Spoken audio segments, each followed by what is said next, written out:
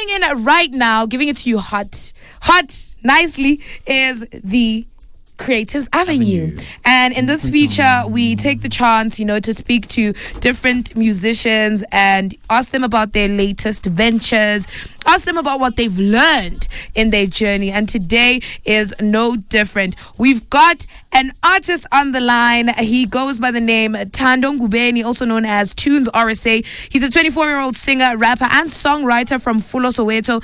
Also the co-founder of Kipiza Entertainment, which is a company founded by him and some of his friends, Ama Kipiza. I think that's just the coolest name ever. But if you've just joined us, this is the Weekends on the Edge. Just gone 9:30 on my side. The 31st of July, 2021. The end of the month. Meaning tomorrow's the start of a beautiful month. But right now is the start of a beautiful interview. On the line, hello, how are you, Tunez RSA? Can you hear us? Yes, I can hear you. Wonderful. How are you today? I'm okay, and yourself? I am fantastic. Thank you so much for taking time out of your day, waking up early in the morning to come and speak to us about your music. Thank you so much, man. No, guys, I love you guys so much. You have no idea. And then for that, we love you right back, sir. We love you right back. I want to get right into it. Many people only know you from the Looting interview with ENCA, but your career actually started a while back. Tell us when and how you got into the industry.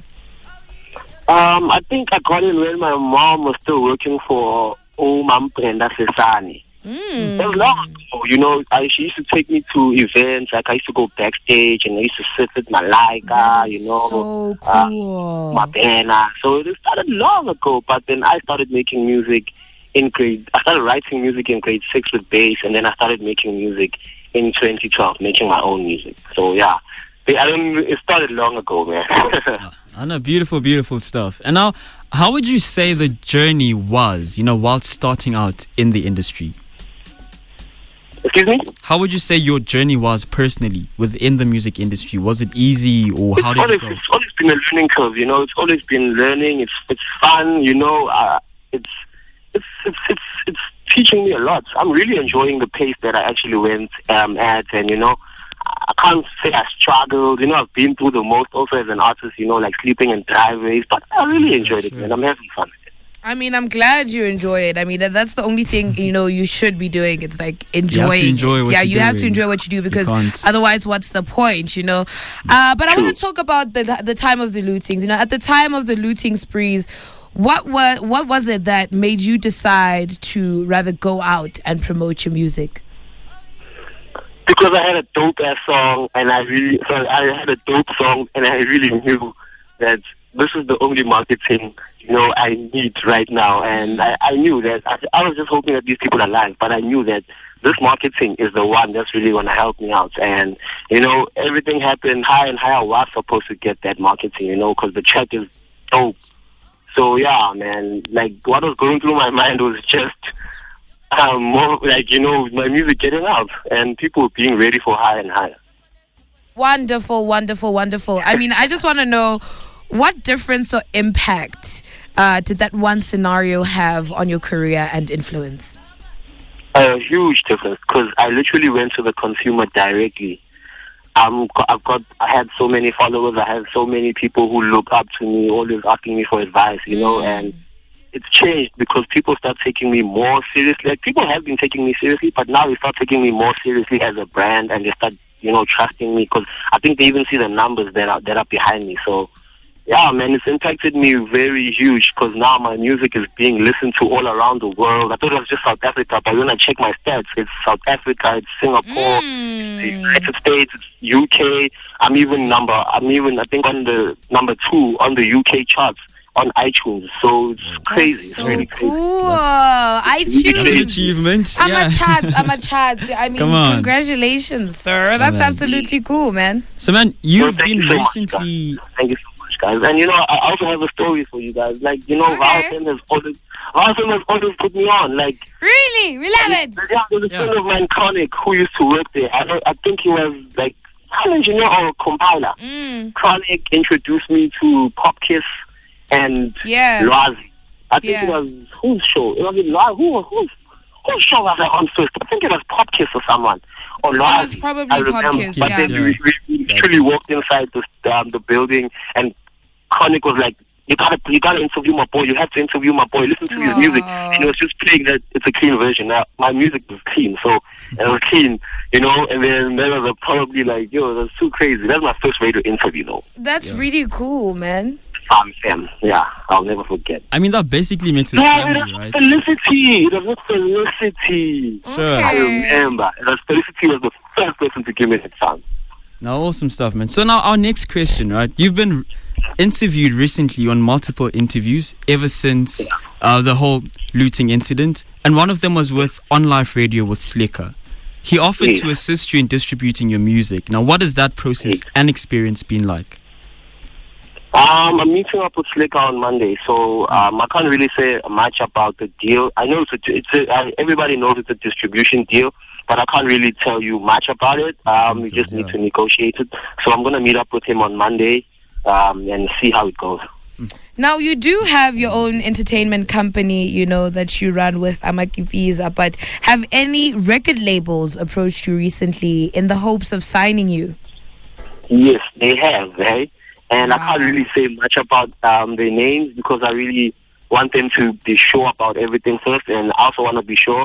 I can't really say their names. People have been asking me, come on, just drop a name, but I want everything to be professional and things to work out properly.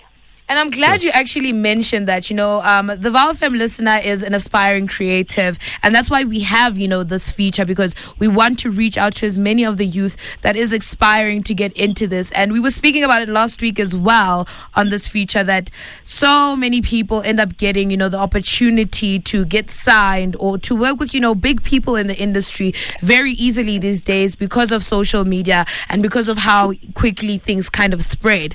Now, what is the best advice you would give to someone who ends up in a situation exactly like yours, whose popularity comes kind of almost extra boom, not overnight, but over a course of events, over a series of events as a result of a separate event, them putting themselves out there, being brave, making that decision to focus on their music even when times are tough. And then it finally pays off and they get offers that you have. What advice would you give to that aspiring creative and how they should handle it? Firstly, do not just, focus on getting an attorney first, or a lawyer, an entertainment lawyer to be specific, and maybe get like two, so both of them can like check, or two or three, like that's what you should be investing in a lot. Instead of just being excited about getting a cameraman to take your pictures and all of that stuff, just get a professional lawyer to make sure that they help you throughout your deals and your contracts, because that's the most important thing, at the end of the day.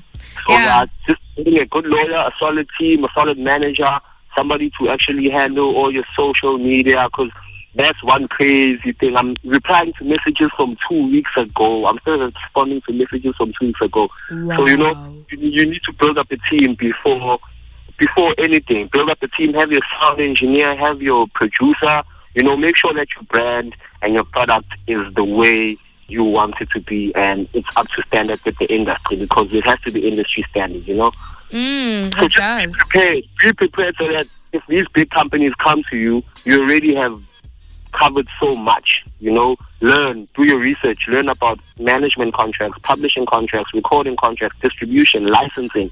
Learn all these things so you understand what you're getting yourself into, because this music thing is not just fun and games. It's literally corporate. It's a business.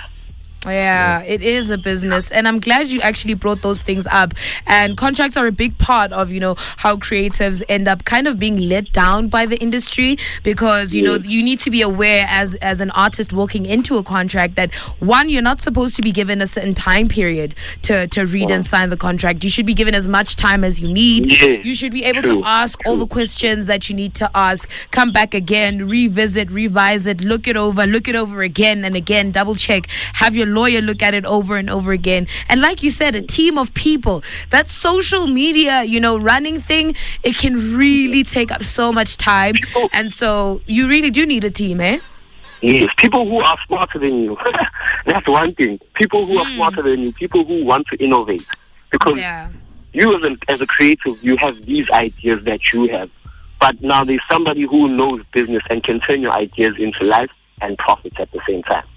Okay, You know? okay, yeah. That's very valid. They should be a little smarter than you, and wanting to grow you and wanting to develop you and have ideas. So definitely, innovative team is very much needed in the industry.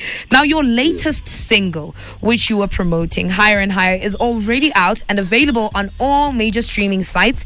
What was the inspiration behind it, and what meaning does it hold for you? High and High is basically just talking about.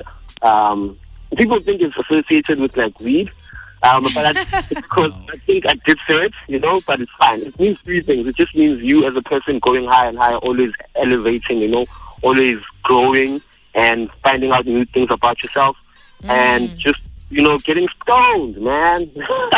I hear you. My first time saying that.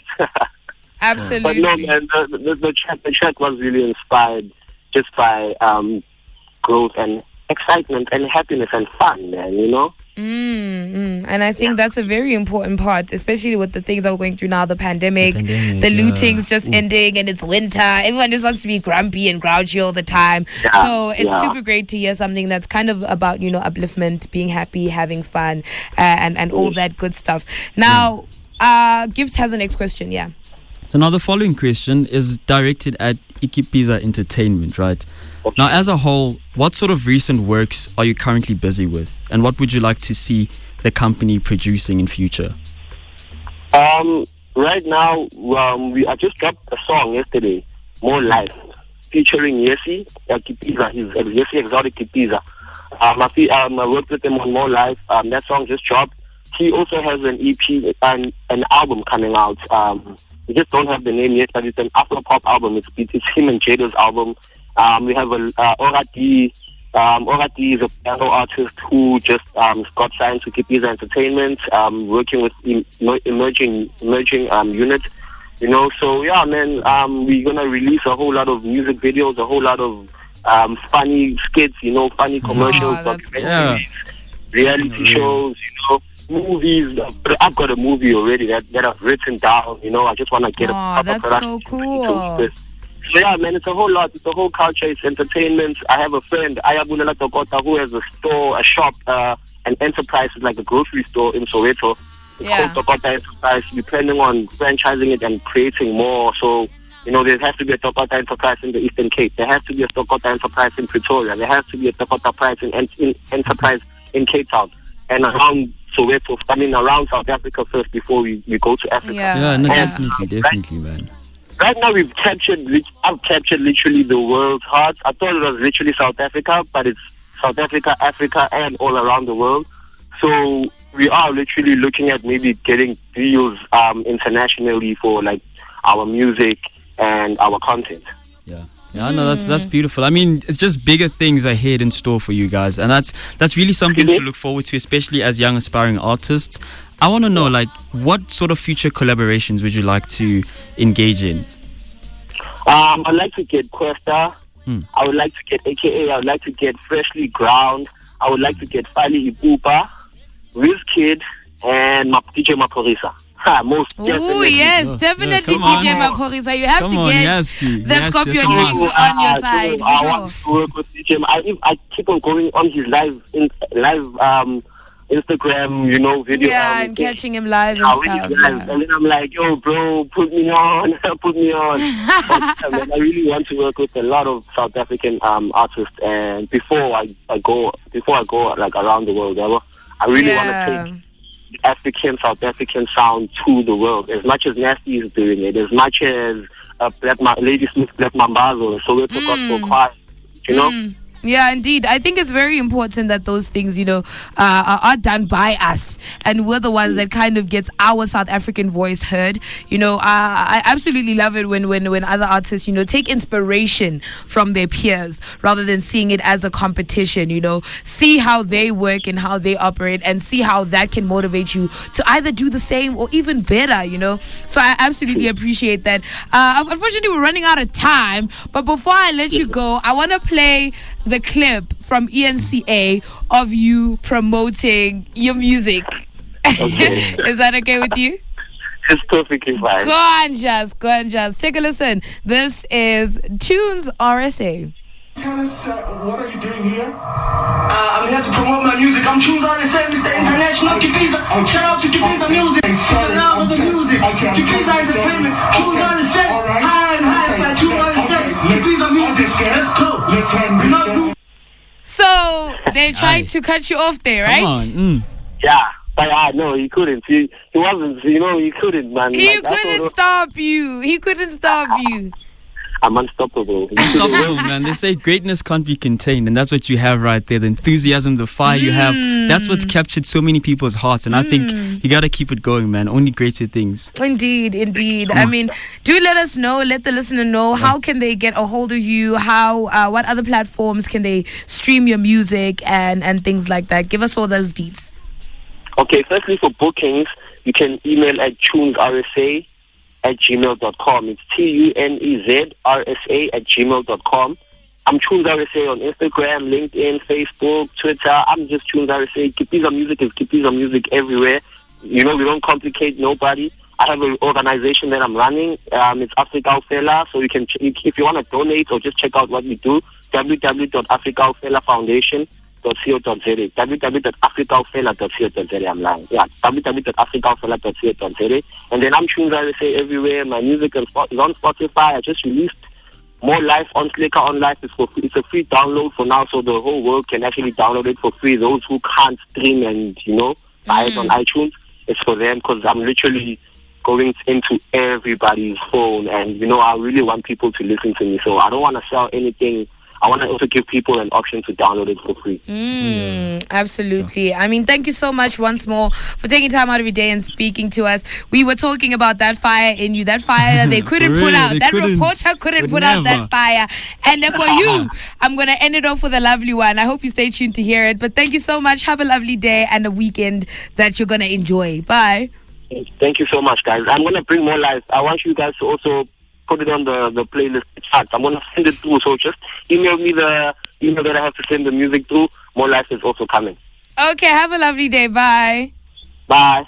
Absolutely fantastic. That was Tunez RSA. He did kind of, get stopped by the journalist. The journalist really tried to stop him. Really tried to stop him and not to, promote his music. But he had a mission, and now he was going to fulfill it. Yeah, he spoke. He let us in on the fact that he has a meeting with Slicker on Monday about a distribution deal. So, yeah, some record labels signing him up. So some record labels are looking the guy's busy, out for